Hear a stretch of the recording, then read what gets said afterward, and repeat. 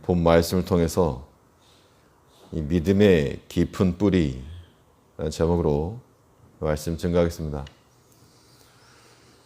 위로 높이 솟아난 나무는 아래 감춰진 뿌리에 의해서 생명력이 결정이 됩니다.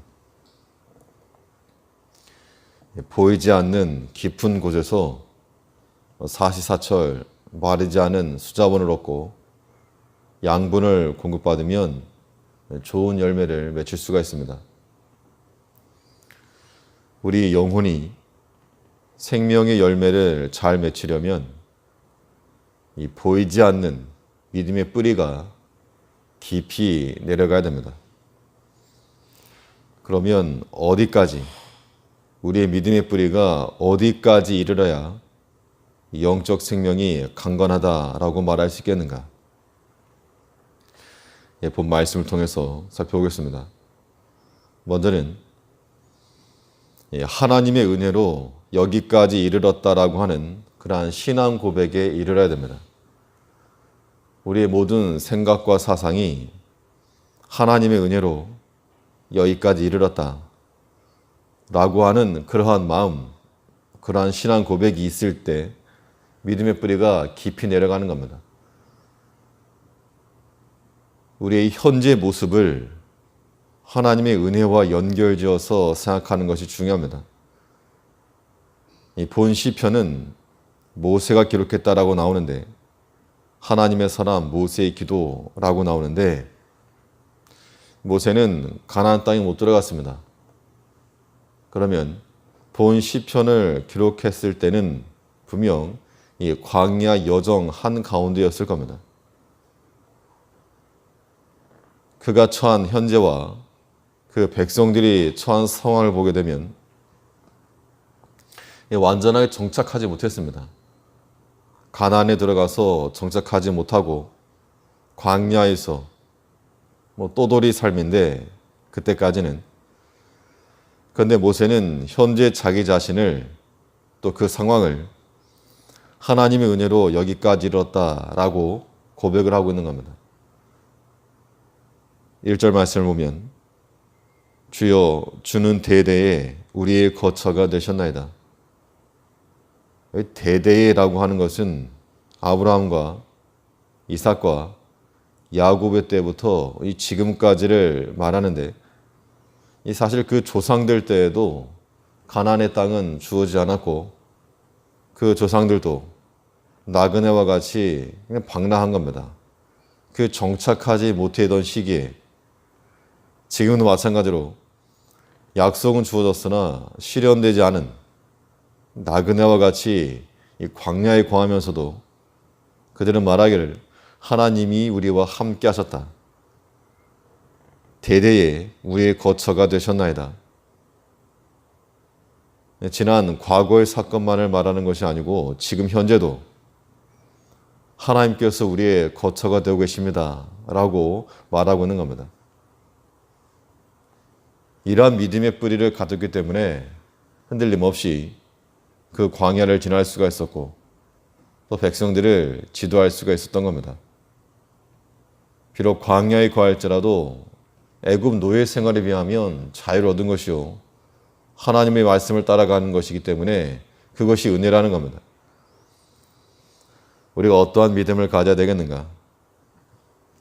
하나님의 사람 모세가 기록한 것과 같이 우리 인생 대대에 하나님이 우리의 거처가 되셨나이다. 우리의 지난 날을 돌이켜볼 때 하나님이 나와 함께 하셨다.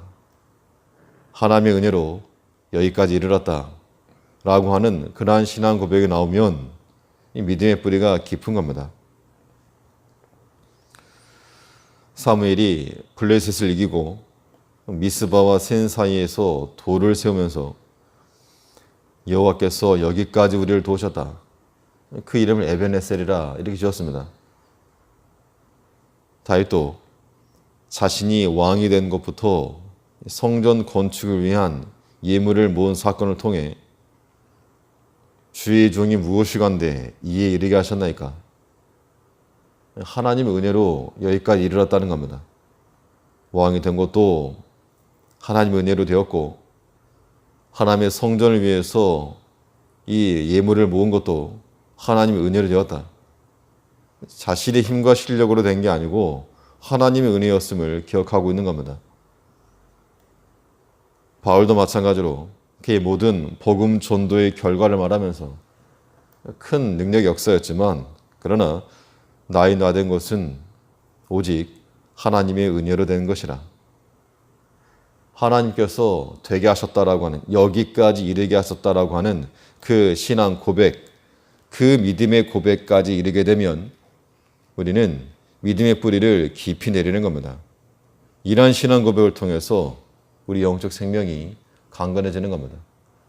우리의 형편이 다 다르고 또 상황은 다르지만 우리 개인마다 어떠한 기도가 나와야 되는가, 어떠한 신앙 고백이 있어야 되는가. 하나님의 은혜로 여기까지 이르렀다. 하나님이 지켜주지 않았으면 우리는 벌써 어찌 되었을지 모를 사람들인데 하나님의 은혜로 여기까지 이르렀다. 주는 대대에 우리의 거처가 되셨나이다. 지난 날도 우리의 거처가 되셨고 또 오늘날도 우리의 거처가 되시며 앞으로도 우리의 거처가 되실 그 하나님에 대한 이 신앙 고백 위에 우리 믿음의 집을 세워나가야 될 것입니다. 또 우리 믿음의 뿌리가 어디까지 이르러야 이 영적 생명이 강건해지겠는가? 이 영혼에 대한 묵상까지 닿아야 됩니다. 우리 생각이라고 하는 것이 현재에서만 멈춰서는 안 되고 이 현재까지만 내려가서는 안 되고, 그러면 금방 뿌리 뽑힌 나무가 되니까 영혼에 대한 묵상까지 내려가야 됩니다. 하나님 우리의 대대로 거처가 되셨고, 뿐만 아니라 그 하나님은 영원부터 영원까지 존재하시고 창조하시며 구원하신 하나님을 이 모세가 고백하고 있습니다. 2절에서 산이 생기기 전, 땅과 세계도 주께서 조성하시기 전, 곧 영원부터 영원까지 주는 하나님이시니이다.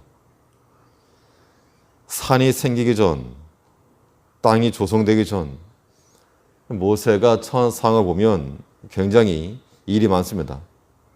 천부장과 백부장을 세우기 전에는 자기 혼자 다 재판을 했고, 또 어떤 사건이 일어날지 모르고 백성들 가운데서 수많은 사건들이 그로 하여금 번민케 하고 괴롭게 하고 안타깝게 하고, 지금 이 상황에서 산이 생기기 전의 일을 생각할 여력이 없고 땅이 생기기 전 그걸 알아서 뭐 할 것이며, 영혼이라고 하는 건 자기 현재와 전혀 무관하다고 생각할 수 있는데, 그런데 그는 그 바쁘고 지극히 현실적인 삶 가운데서 산이 생기기 전에, 땅이 조성되기 전에 영원부터 영원히 계시는 그 하나님을 기억하고 또 그 하나님께 대한 묵상이 일어나고 있다는 겁니다.